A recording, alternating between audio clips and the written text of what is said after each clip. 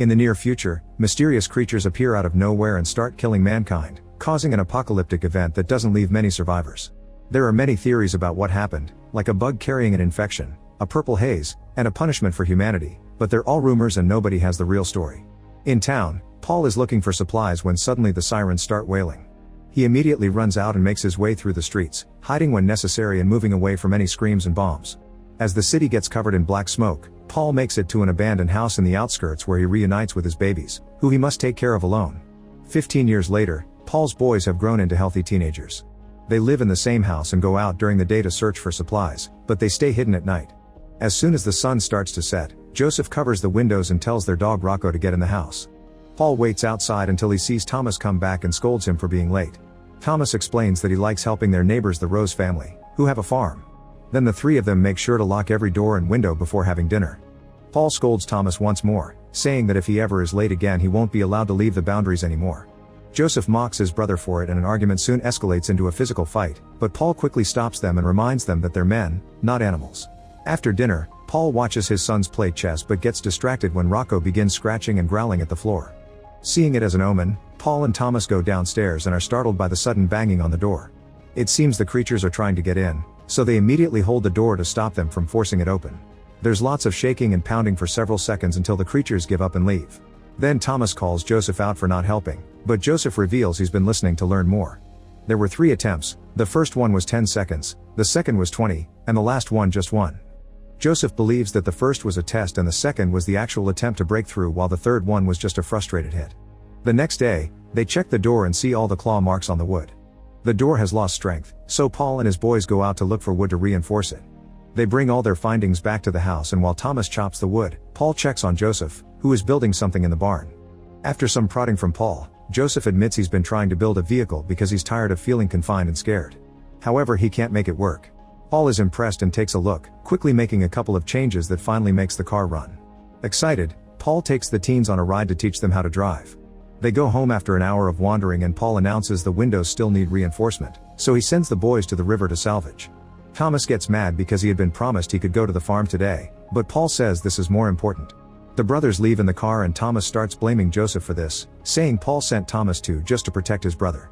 Joseph doesn't think he needs protection, so Thomas gets out of the car when they pass by the farm and asks Joseph to pick him up on the way back. In the house, Paul finishes reinforcing the door and takes a break to smoke alone by the waterfall. As he looks around, he sees a black creepy hole in the rocks. Meanwhile, Joseph goes to the river and ties himself to the car before descending into an old abandoned ship to look for supplies. Inside a locker he finds a pinup from a dirty magazine, which leaves him speechless for a second. Then he looks further inside and is suddenly startled when a bunch of bugs come out from a trash pile. They fly around him and try to reach his skin, so he has to get out of there fast. At the farm, Thomas helps the family with the chores, but it's soon revealed that his main reason to go there is the owner's daughter Charlotte. It's clear that the teens have a crush on each other and they go for a walk together on the field. Charlotte shows Thomas a rope tied to a tree, explaining that when she was little, she was only allowed to play outside if she was touching the tree, so she would tie herself to have more room to run while technically still attached to the tree. They also play a game in which they share crazy theories about what caused the apocalypse. When it's time for Thomas to go, Charlotte gives him a tight hug. The sun is starting to set, so both boys need to hurry up. Paul returns home and gets worried when he finds Rocco but neither of his sons. Joseph gets back in the car and at first it wouldn't start, but after a few tries he finally gets it moving. Thomas is running as fast as he can and slips, so he ends up falling in a crevice in the ground. When Joseph comes by to pick up his brother, he doesn't see him around and just keeps going. Once he makes it home and tells his dad what happened, Paul tells him to get inside and lock everything up while he and Rocco look for Thomas. In the crevice, Thomas wakes up with a very sore body. Using a lighter, he begins looking around the area and is shocked to see a creature reaching through a hole in the wall. It even screeches, which is heard by Paul and Rocco. Moving carefully, Thomas takes out a little knife and stabs the monster's hand, causing it to retreat into the hole. However, when Thomas steps back, a second creature appears above and grabs his face. Thomas has trouble breathing, but before he can pass out, Paul arrives and pulls the monster back to quickly kill it. After making sure Thomas is fine, Paul and Rocco find a tunnel that takes them right into the crevice. It's dangerous to run through the forest at this hour, so they decide to stay in the crevice until sunrise for protection and block the entrance. They can hear the creatures coming through the hole, so they get a flare ready, only for the ground to start shaking.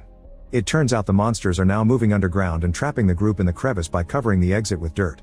As Rocco keeps on barking and the crevice won't stop rumbling, Paul tells his son and the dog to move back as he puts the flare inside the hole that is opening in the ground. When the creatures try to reach out, Paul creates a small explosion that sadly hits him as well. In the house, Joseph hears lots of creaking and starts planning. Minutes later he sits in front of the main door with a rope tied to his chair, and he falls asleep. Soon a creature moves the wood covering a hole in the door and reaches inside, making its nail grow to test if Joseph is truly asleep.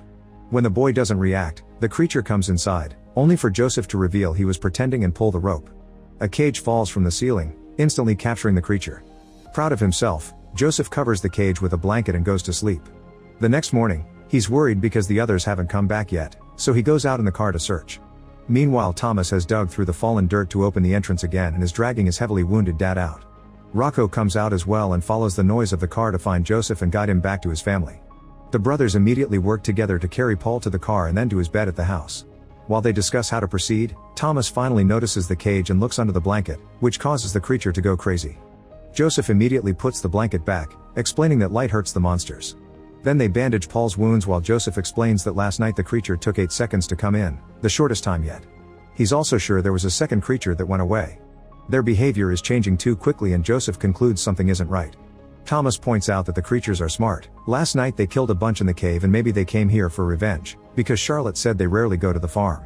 Joseph doesn't think they killed the creatures, he thinks only Paul did it. To prove himself, Thomas tries to kill the creature in the cage. Joseph tries to stop him because he wants to study it, and in the struggle the monster comes out, quickly hiding under the bed.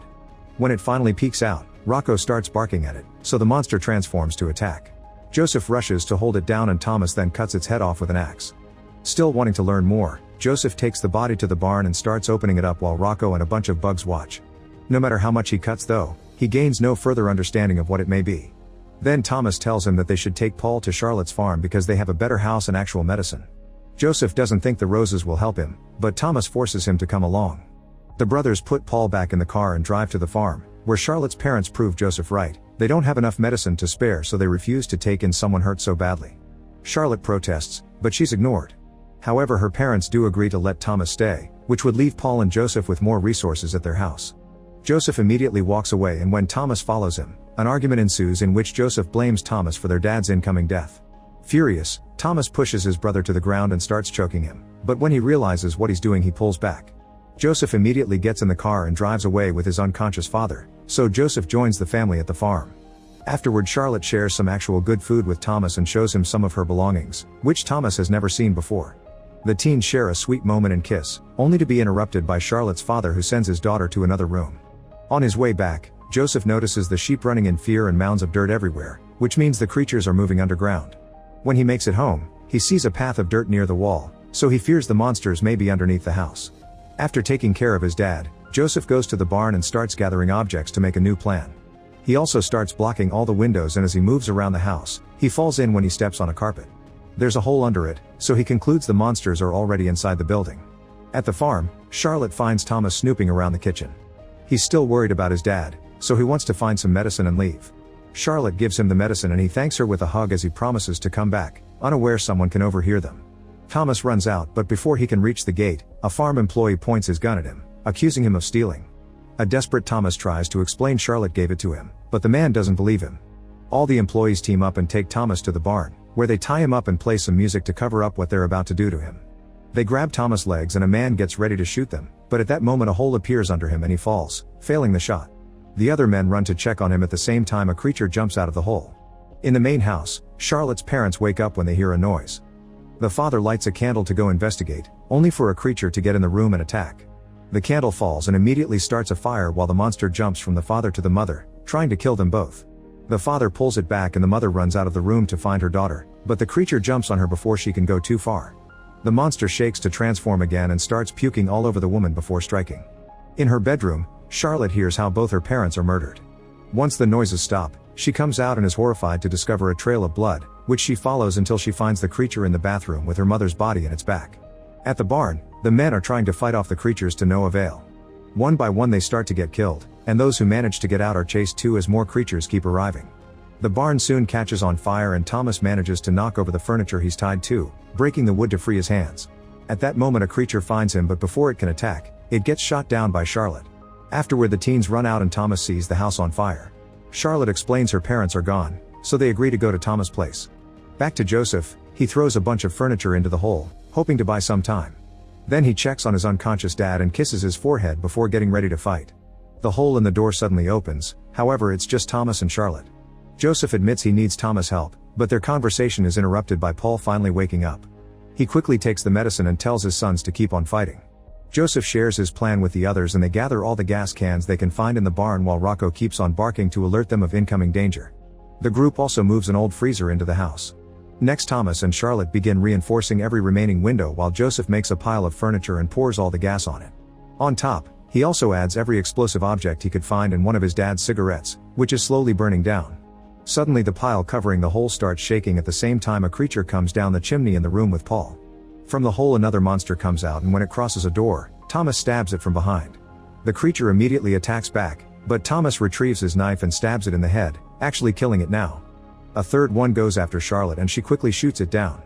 Then the duo runs to rejoin Joseph and they begin moving the freezer again only for the door to open behind them, revealing Paul is up and covered in blood because he killed the chimney monster. Paul takes Charlotte's gun and starts shooting at the floor to hit the creatures downstairs.